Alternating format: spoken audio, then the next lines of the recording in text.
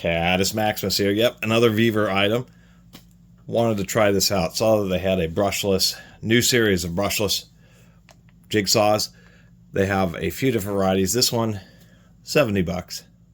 It is a promotional item. I didn't have a cordless jigsaw, and I figured I'd give this one a shot just because it looks like it's made by a different vendor from the normal ones. This is the more expensive model because it is a barrel grip and it has a digital speed control.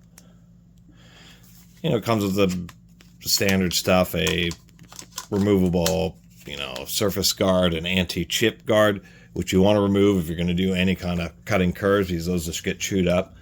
We do have a couple of retaining screws for a little rip fence that it comes with. It comes with a 5 blades and then one extra long blade, so they actually have some confidence in the power. This thing is pretty darn compact. With the brushless motors, initially it was so much more runtime, but what the manufacturers have ended up doing is just taking that efficiency gain and making a little bit more powerful tools. 2 amp hour battery. Now the reason I say this is, now it is Makita compatible. It does have a vacuum attachment, but it's only compatible with the thinner batteries, but it is Makita standard. Interestingly enough, the manufacturer that's making these just uses a insert here. Actually may make this back end a little stronger because of the double layer nature, but whatever company is doing the bulk purchases just specifies what kind of battery adapter. Fortunately, it's using the universal Makita standard. It does have a slow start and an electric brake. It's actually not that bad. I was comparing this to the Ryobi speed match corded jigsaw, and that thing is terrible. This is actually better than that, at least for a lot of things that are worth considering. Like the wheel actually is pretty tight. There's got to be a little bit of play so that they don't jam up with sawdust, but that's pretty tight. The Ryobi is all over the place. Steel chuck. It's actually pretty easy to use and a pretty firm wire for protection. It does have a not very bright, but I guess it's kind of better than nothing LED light. Double click to get it going, and then of course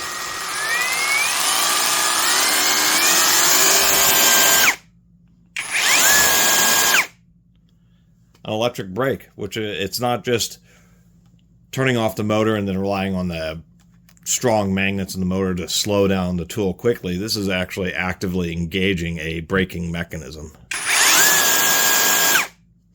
So definitely a more modern unit. Part of it is also the battery, surprisingly enough. I've gotten a lot of these Vevor tools, and I take them just because I don't have them, and it gives me content. I make videos every day. But I've always kind of wanted a cordless jigsaw, and I actually saw this being a barrel grip and just saw it was pretty compact. And there are some things that actually I kind of like about it. It has plenty of motor ventilation. If we look right down in there, that slot is a big vent from the motor. It actually has one of the biggest sawdust vent slots I've seen in just about any jigsaw. Oh, and I digress before I finish it. This battery has an overmold on it, and to tell you the truth, I actually kind of like what they've tried to do, something a little bit different. I mean, every battery, even all the DeWalt's and Makitas, all have like just the plastic covered battery meters that end up getting damaged and peeling off. And whatever manufacturer is making this is trying something a little different. I'll give them credit for that, because now the battery meter is this normal hard plastic button that's durable. Moving that, they actually have like this big 2-finger switch, and when you press it, now the gauge is on the side of the battery, so it's super easy to see regardless of what kind of tool you're in, whether it's front or back. Some tools, it covers up the gauge when you have the battery inserted into the tool, although admittedly that can happen with the button. But nonetheless, they're just trying something different by having side lights on it, so I'll give them credit for that. We'll take a look inside it and then do a performance test. So anyway, I thought this was Vevor's just really pushing to expand and refresh all their tools, and so I thought if I can build up a big collection of cordless tools that I didn't have that I'll end up using, like the bandsaws, roto hammers, and that type of stuff, I'll end up building up a pile of batteries. So Vevor's had a little bit of growing pains with battery standardization, so I'm glad to see that they're and I provide a lot of feedback about that. that they're pushing just to standardize on the Makita universal battery, which is the best way because then you can easily buy replacement batteries off of Amazon. So, besides that, getting blades in and out isn't too bad. It is not as good as the Bosch, but it is actually not a bad system. I don't mind this. I mean, this is an all-metal chuck. Pretty easy, although you do need two hands to do it because you got to get the chuck open. And you got to kind of fiddle with it till you get the blade in. And then make sure it's cinched. And you're ready to go. So, oh, and I forgot to show here. They were wise enough, and it is modern enough to have a spring-loaded chuck. So when you have a hot blade that's dull and you just want to pop it out, it will eject it. So, you know, they've learned a lot of lessons from the past. I will have to say,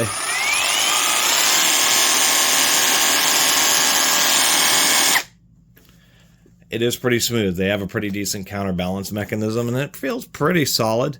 Oh, the other thing to mention, whoop, kind of got caught up there, is that it is reasonably balanced, even with the heavy 4 amp hour battery. It stays on the ground. So these do come with cheaper chargers. This is just a, well, it's a 1 hour charger for the 2 amp battery, but it's a 24 watt charger or 2 amp charger. So it'd take 2 hours to charge a battery or something like this. Anyway, I figured we'd give it a little test here. We'll go ahead and take this Bosch ultra long blade, and what I've got here is a piece of white oak, and we'll go ahead and see if it can't do a cut crossways through this. No, I'm just kidding. I will see if it will cut this 4x4 of pine. I'll give a mention the packaging. They've gotten so many complaints that now it's heavy close valve foam that was shipped in. The box had these corner reinforcements, actually surprisingly well packaged.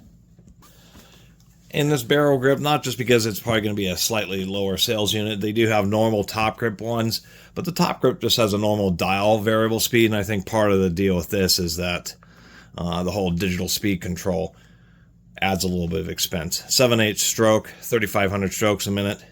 Pretty strong detent for the orbital switch. We'll do an abbreviated teardown. And so to mention, we're going to talk about the battery first here. Kind of a neat design with, once again, the light on the side.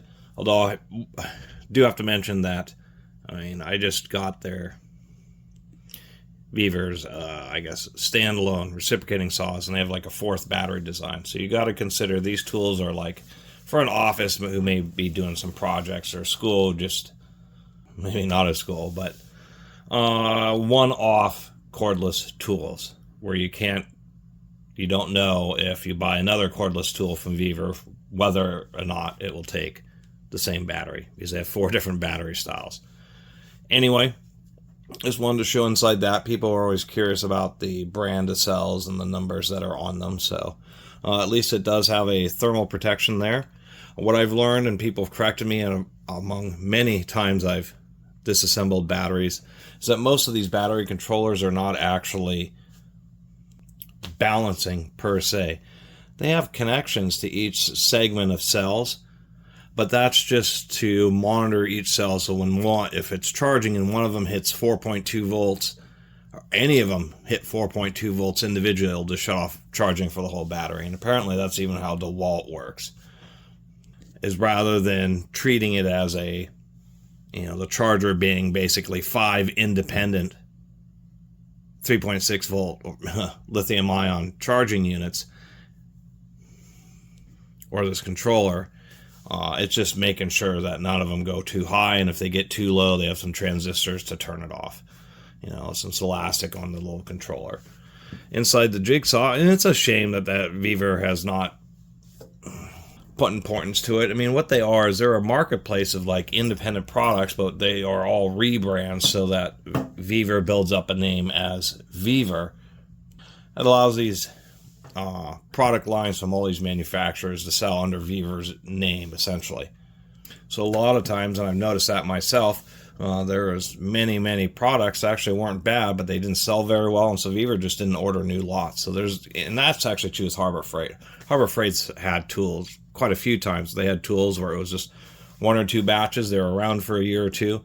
One of the famous ones was the dial, metric, and fractional dual needle dial calipers.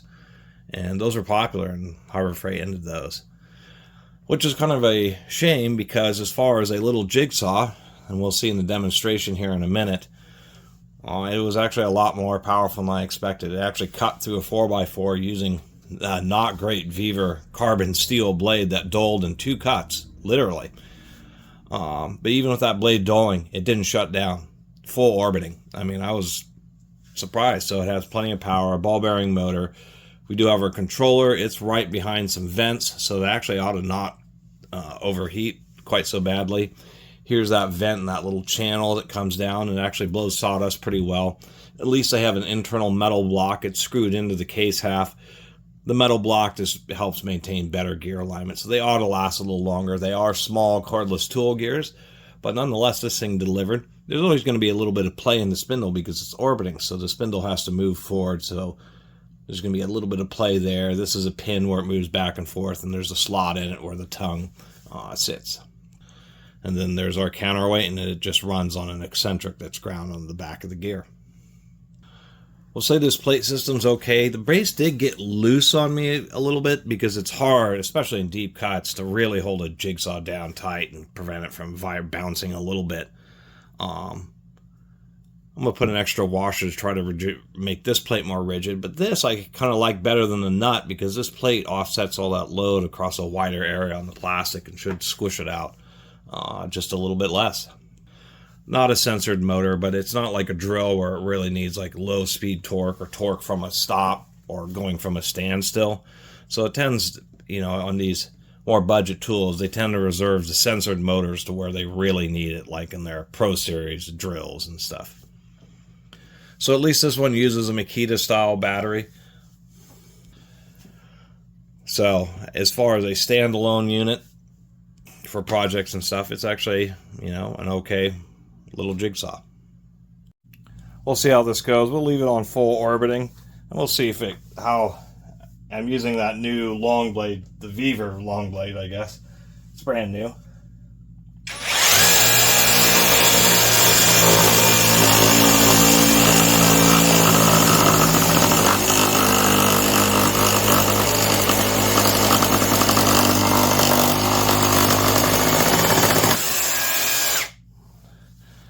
To tell you the truth, that was a little better than I was expecting. I would actually say that's plenty of power. Jigsaws have a relatively, the kind of blades that you use with them, they only need so much power, unlike recip saws where you're in all sorts of demolition situations where the blades get pinched and you just need tons of power, drills, circular saws. Here, it didn't stop once. That was on full orbit. I'm going to see if I can make a little straighter cut with no orbit. A little bit lower speed, because like that blade defected. I wasn't quite that far off, but that's the blade and how long it is. You don't really cut 4x4s with a jigsaw.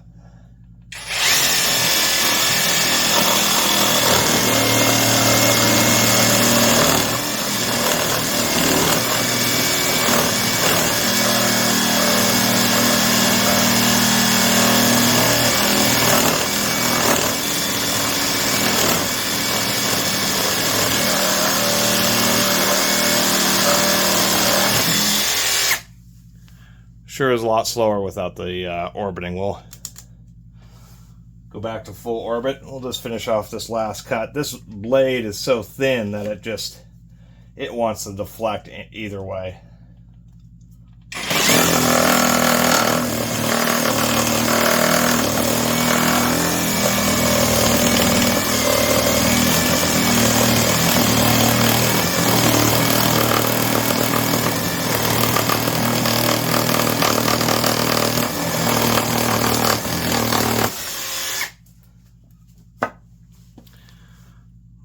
Can't say the blades are any good.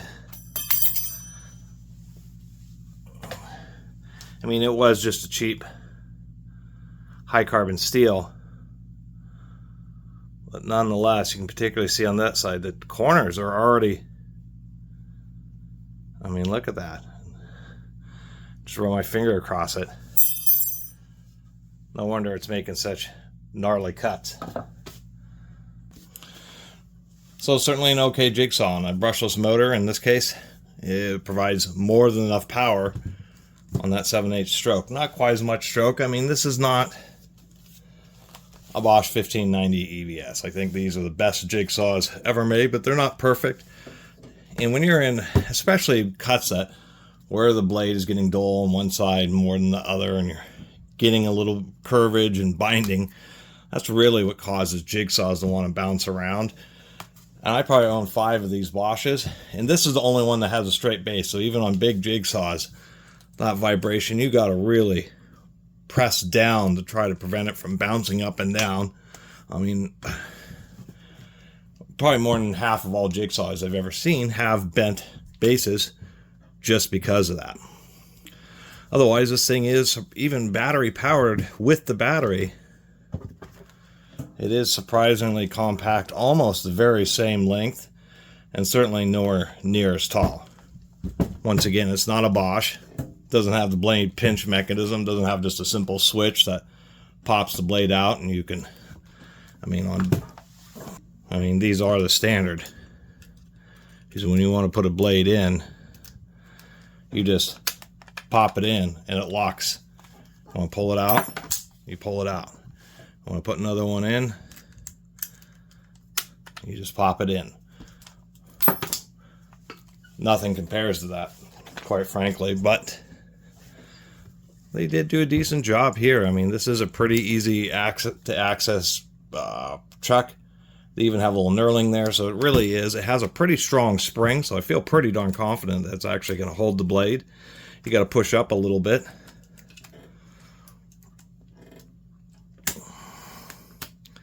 Whoop, I see, I didn't have it open quite all the way, now did I? Put it in, and it's really not that bad, and still having the spring ejection is a big deal.